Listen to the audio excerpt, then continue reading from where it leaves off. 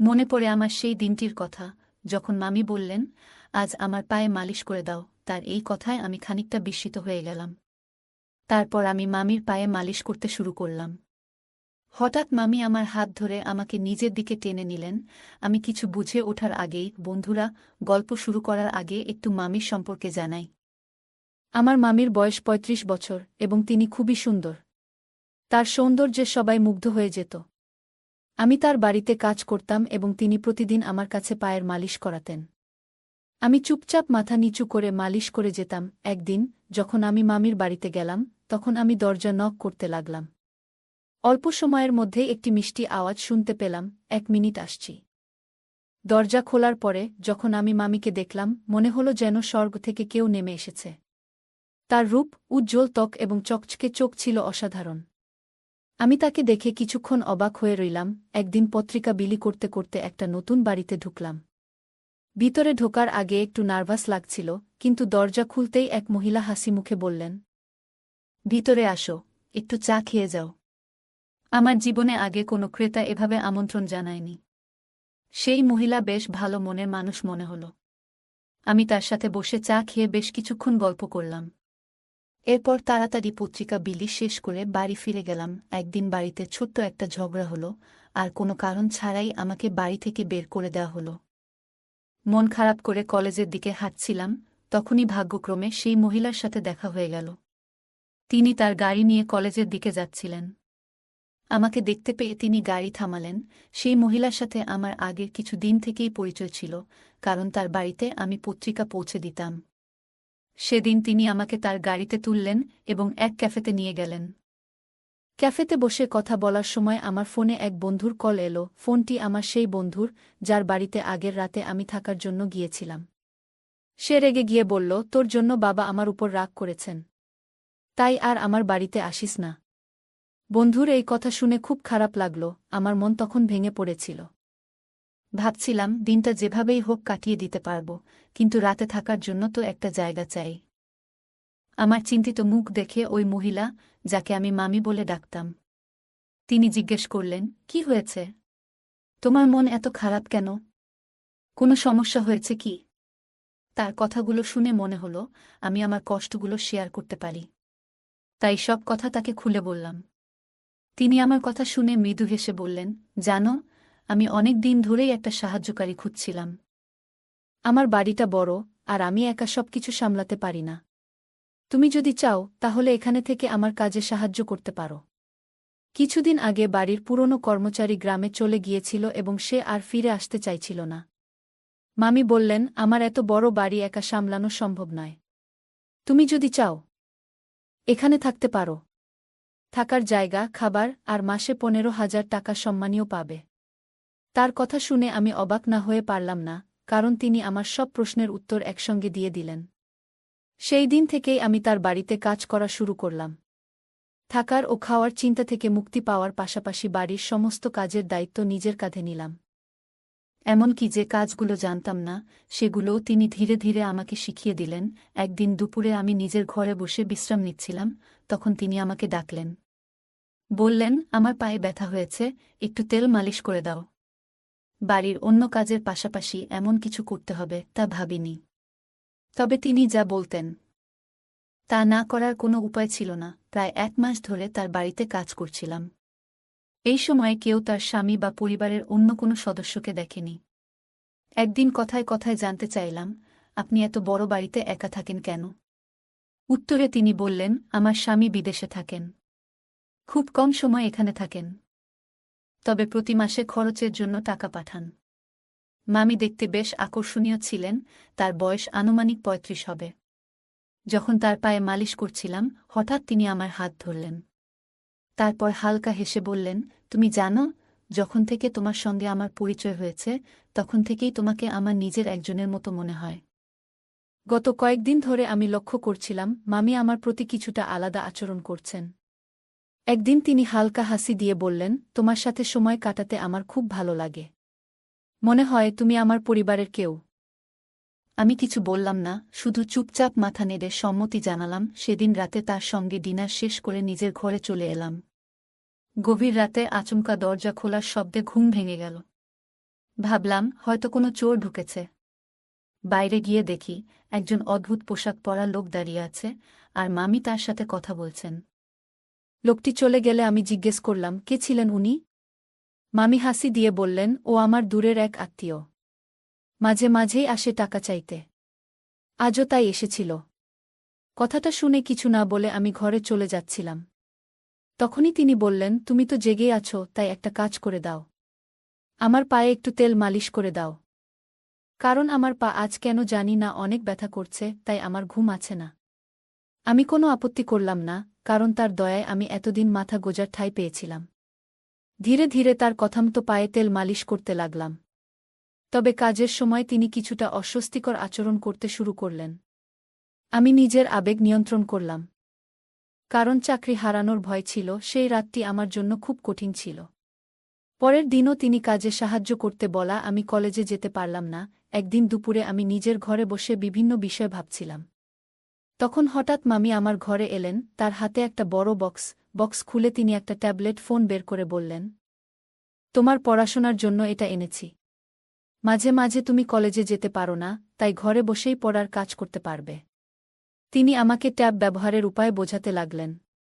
কিছুক্ষণ পর তিনি ট্যাবে বিভিন্ন ছবি দেখতে শুরু করলেন। ছবি দেখানোর সময় তিনি মজার মজার কিছু ছবি দেখালেন। আমি খুব একটা কিছু ভাবিনি, কারণ এগুলো সাধারণ কথোপকথন মনে হচ্ছিল।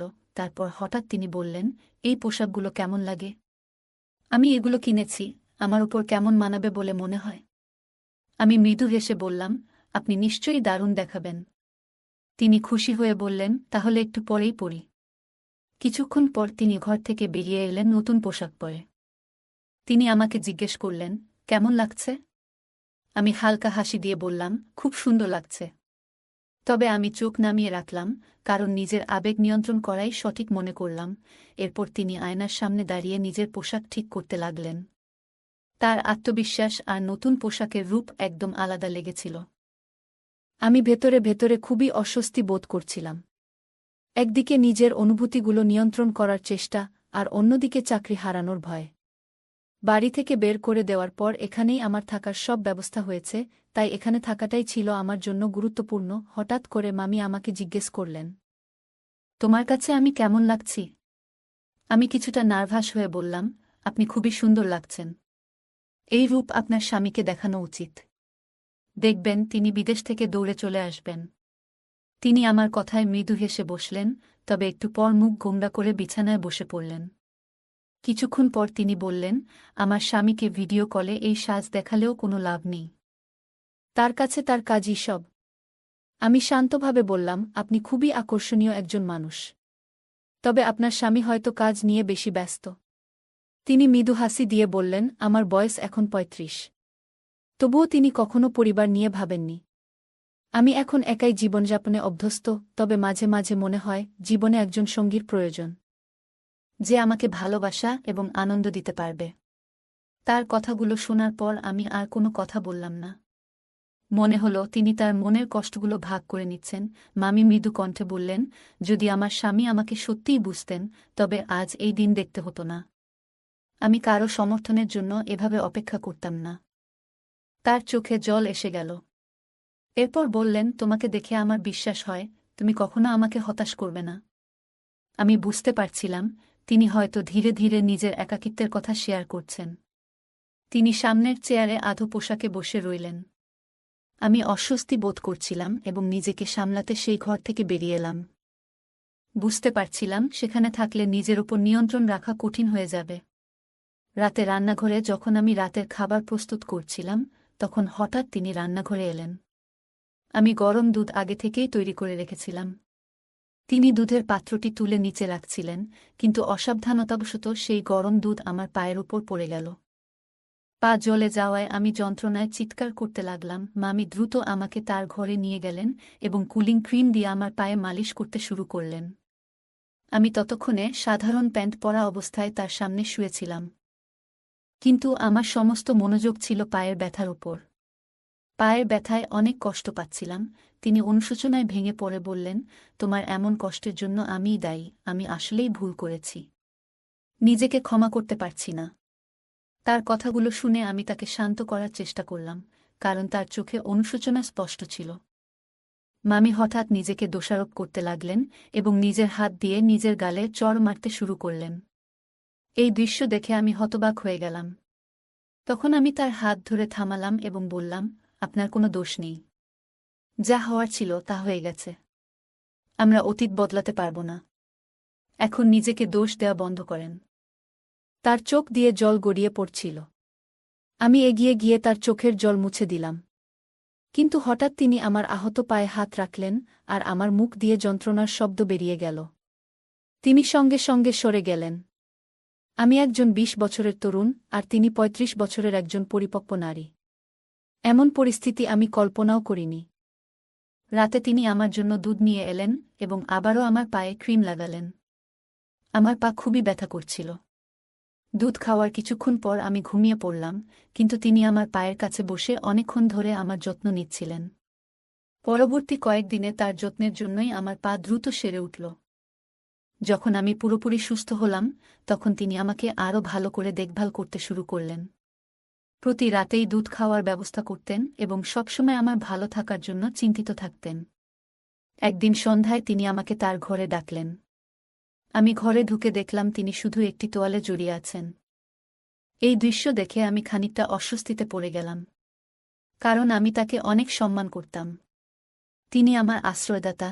তিনি তার বিছানার ওপর রাখা শাড়িগুলোর দিকে ইঙ্গিত করে বললেন, আজ আমি তোমার পছন্দের একটি শাড়ি পরব।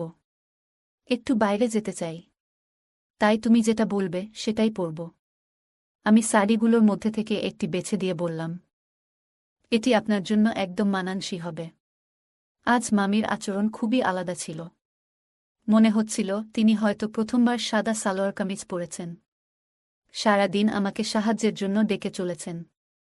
আমি তার সাজগোজে সাহায্য করছিলাম, আর তাকে আরও সুন্দর লাগানোর জন্য তিনি আমার পরামর্শ নিচ্ছিলেন। যখন তিনি সেজে উঠলেন, তখন আমাকে জিজ্ঞাসা করলেন, কেমন লাগছে আমাকে? আমি বললাম, আপনাকে সবসময় সুন্দর লাগে। আজও অসাধারণ দেখাচ্ছে। এই কথা শুনে তিনি আনন্দে আমাকে জড়িয়ে ধরলেন। তারপর তিনি তার ফোন বের করে আমাদের দুজনের কয়েকটি ছবি তুলে নিলেন। আমি কিছুটা অবাক হয়ে ভাবছিলাম, মামি হঠাৎ এইসব কেন করছেন? তখন আমি তাকে বললাম, মামি, আমি মাত্র ২০ বছর বয়সী। আপনি আমার সঙ্গে যা করছেন তা নিয়ে একটু ভাবা উচিত। এই কথা শুনে মামি কিছুটা রেগে গেলেন এবং বললেন, তুমি এত কথা কেন বলছ? আজকের দিনটি আমার জন্য খুবই গুরুত্বপূর্ণ, কারণ আজ আমার জন্মদিন। আমি চেয়েছি এই দিনটি তোমার সঙ্গে উদযাপন করব। এখন আর কোনো প্রশ্ন করবে না। এরপর তিনি আমাকে তার ঘরে নিয়ে গেলেন। ঘরে গিয়ে তিনি মিউজিক চালালেন এবং আমাকে তার সঙ্গে নাচতে বললেন। নাচের সময় হঠাৎ আমার পা ফসকে গেল এবং আমি মেঝেতে পড়ে গেলাম। আমার হাতেও ব্যথা পেলাম। তিনি আমাকে তৎক্ষণাৎ বিছানায় শুইয়ে দিয়ে আমার হাতে মালিশ শুরু করলেন। কিন্তু মালিশ করতে করতে তার আচরণ কিছুটা অদ্ভুত হতে লাগল। আমি পরিস্থিতি বুঝে নীরব থাকলাম এবং তার সাহায্য নিতে থাকলাম। কিছুক্ষণ পর আমি চোখ বন্ধ করলাম, কিন্তু ঘুম আসছিল না। তখন হঠাৎ দেখি মামি একটি গ্লাসে দুধ নিয়ে ঘরে ঢুকলেন। তিনি গ্লাসটি নিজের হাতে ধরে আমাকে খাওয়ালেন। রাতে মামি আমার পায়ের ব্যান্ডেজ খুলে দেখলেন। তিনি জানতে চেয়েছিলেন যে আমার পায়ের জখম কতটা ভালো হয়েছে। পায়ে হাত বুলিয়ে বললেন, এখন তোমার পা আগের চেয়ে ভালো আছে, তবে পুরোপুরি সেরে উঠতে আরও কিছুটা সময় লাগবে। তিনি স্নেহভরে আমার হাত এবং পায়ে হাত বুলাচ্ছিলেন। তার এই আচরণে আমি কিছুটা অপ্রস্তুত বোধ করছিলাম। পরের দিন সকালে যখন ঘুম থেকে উঠলাম, তখন নিজেকে মামির ঘরের বিছানায় দেখতে পেলাম। আমি স্নান করার জন্য বাথরুমে গেলাম এবং আয়নায় নিজের গলা ও মুখে কিছু অদ্ভুত দাগ দেখতে পেলাম।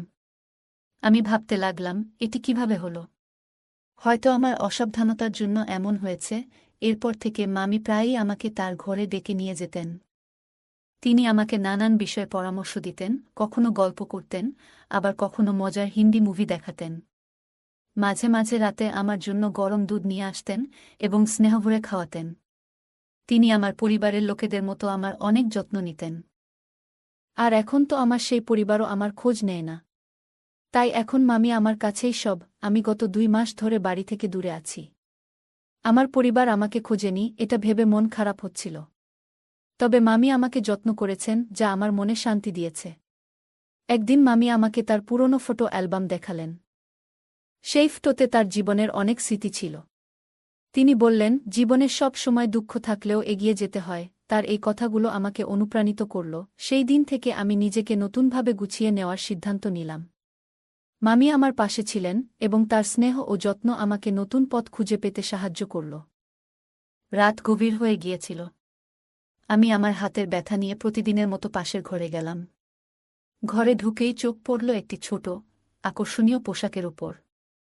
আমি বললাম, তুমি যদি এই পোশাকটি পরো তাহলে খুব সুন্দর লাগবে। সে আমার কথা শুনে হালকা হাসল, আর কয়েক মুহূর্ত পরে সেই পোশাকটি পরে আমার সামনে এলো। তাকে দেখে একেবারে মোহিত হয়ে গেলাম। এরপর সে প্রতিদিনের মতো দুধের গ্লাস নিয়ে আমার সামনে এলো। আমি গ্লাসটি হাতে নিয়ে পান করলাম। কারণ আমি অসুস্থতার কারণে দিন দিন দুর্বল হয়ে যাচ্ছিলাম, তাই মামি আমার বিশেষ দেখভাল করছিল। আমার শরীর ক্লান্ত থাকায় কিছুক্ষণ পর ঘুম এসে গেল। হঠাৎ ঘুম ভেঙে অনুভব করলাম কেউ যেন আমার খুব কাছে। চোখ মেলতেই দেখি আমি তার পাশে শুয়ে আছি। আমি চুপচাপ ছিলাম, কারণ সেই মুহূর্তে কিছু বলার মতো অবস্থায় ছিলাম না। চারপাশে এক অদ্ভুত নীরবতা। কিছুক্ষণ পরে আবার ঘুমিয়ে পড়লাম। ভোরবেলা ঘুম ভাঙতেই বুঝতে পারলাম আমার হাত আর পা ঠিক নেই। আমার হাত প্লাস্টারে বাঁধা, একটি চোখে ব্যান্ডেজ, আর পা ঠিকমতো নড়ছে না। নিজেকে হুইল চেয়ারে আবিষ্কার করলাম। হঠাৎ লক্ষ্য করলাম একজন মহিলা আমাকে রাস্তায় নিয়ে ঘুরছে। সে পথচারীদের কাছে সাহায্য চাইতে শুরু করল। মহিলাটি বলে উঠল, আমার স্বামী অন্ধ এবং পঙ্গু, দয়া করে কিছু সাহায্য করুন। ঠিক তখনই আমার ভাই সেখানে উপস্থিত হল। তার চোখে আমাকে দেখে স্পষ্ট অবাক হওয়া ফুটে উঠল। ভাইটি মহিলাটির কথাগুলো শোনার পর রাগান্বিত হয়ে তার দিকে এগিয়ে গেল। সে কিভাবে এই অবস্থায় আমাকে নিয়ে এসেছে তা জানতে চাইতে শুরু করল। একদিন সকালে আমি হঠাৎ ঘুম থেকে উঠে বুঝতে পারলাম কিছু একটা অস্বাভাবিক। রাতের ঘটনাগুলো ধীরে ধীরে স্মৃতিতে ফিরছিল। আমি আমার বড় ভাইকে সবকিছু জানালাম এবং তাকে নিয়ে পাশের বাড়ির মামির কাছে গেলাম। বাড়ির কলিং বেল বাজাতেই মামি দরজা খুললেন। তার মুখে অস্বস্তি স্পষ্ট। তিনি বললেন, তুমি এত সকালে এখানে কেন? আমি শান্তভাবে বললাম, আপনি আমাকে যে দুধটি প্রতিদিন দিতেন তাতে কিছু একটা ছিল। আপনি হয়তো ভুল ভেবেছিলেন যে আমি সেটা বুঝতে পারিনি। তবে আমি সবকিছু জানি। মামির চেহারায় আতঙ্ক ফুটে উঠল। আমি বললাম, আপনি যে প্রতিদিন দুধে অদ্ভুত ওষুধ মিশিয়ে আমাকে খাওয়াচ্ছিলেন সেটা আমি আগেই বুঝে গিয়েছিলাম। আমি তখন থেকেই দুধ পরীক্ষা করতে শুরু করি এবং একদিন দেখি আপনি কিভাবে ওষুধ মিশিয়ে দিচ্ছেন। আমি আরও যোগ করলাম, আপনার উদ্দেশ্য বুঝতে পারার পর আমি সেই ওষুধ ফেলে দিয়ে এর পরিবর্তে শর্করাবিহীন সাধারণ ট্যাবলেট ব্যবহার করতাম। সেই কারণেই গত রাতে আমি ঠিকমতো ঘুমাইনি এবং সব ঘটনা স্পষ্ট দেখেছি। মামি আর কোনো কথা বললেন না। আমি আমার ভাইয়ের সাহায্যে পুরো বিষয়টি পরিষ্কার করলাম।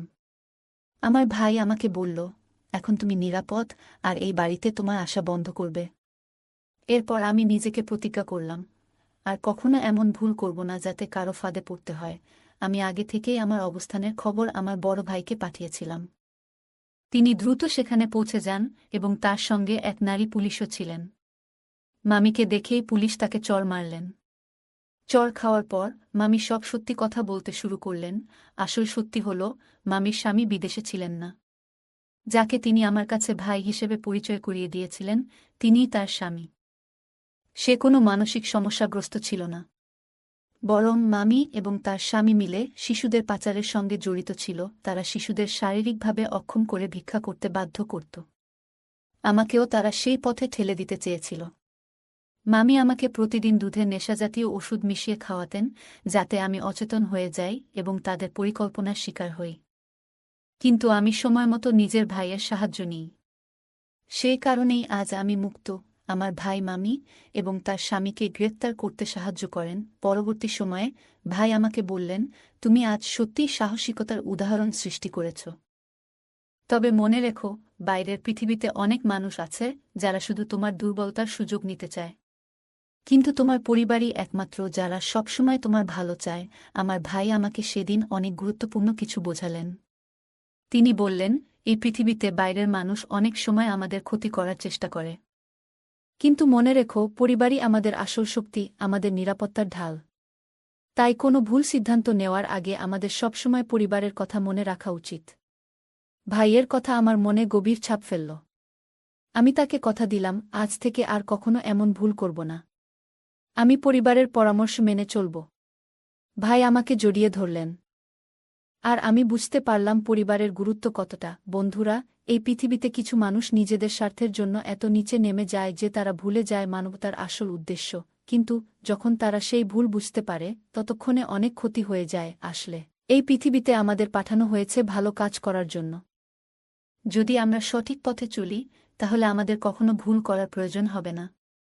সবাই যদি একে অপরের সাহায্যে এগিয়ে আসে, তাহলে পৃথিবীটা আরও সুন্দর হয়ে উঠবে। এই গল্প আমাদের জানায়, কিছু মানুষ লোভের জন্য এত নিচে নেমে যায় যে তারা অন্যদের জীবন ধ্বংস করতেও পিছপা হয় না।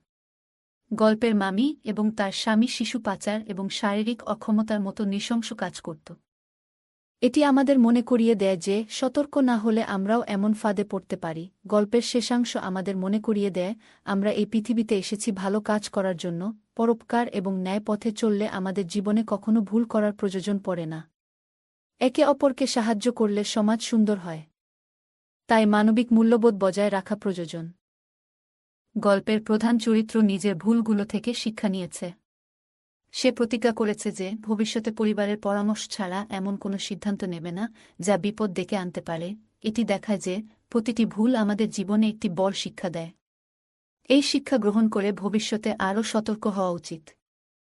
এই গল্পটি আমাদের জীবনে সতর্ক থাকার গুরুত্ব, পরিবারের প্রতি আস্থা, সাহসিকতার মূল্য এবং ন্যায়ের পথে চলার প্রেরণা দেয়া। এটি আমাদের জানায় যে আমরা যতই কঠিন পরিস্থিতির মধ্যে থাকি, বুদ্ধি, ধৈর্য এবং সঠিক পরিকল্পনার মাধ্যমে তা অতিক্রম করা সম্ভব। পাশাপাশি মানবিক গুণাবলী চর্চা করে এবং অন্যায়ের বিরুদ্ধে রুখে দাঁড়িয়ে সমাজে ইতিবাচক পরিবর্তন আনা যায়। গল্পটা কেমন লাগলো জানাতে ভুলবে না। আরও মজার মজার রোমান্টিক গল্প শুনতে চাইলে ভিডিওটি লাইক, শেয়ার এবং চ্যানেলটি সাবস্ক্রাইব করতে এবং বেল আইকনটি ক্লিক করতে ভুলবে না।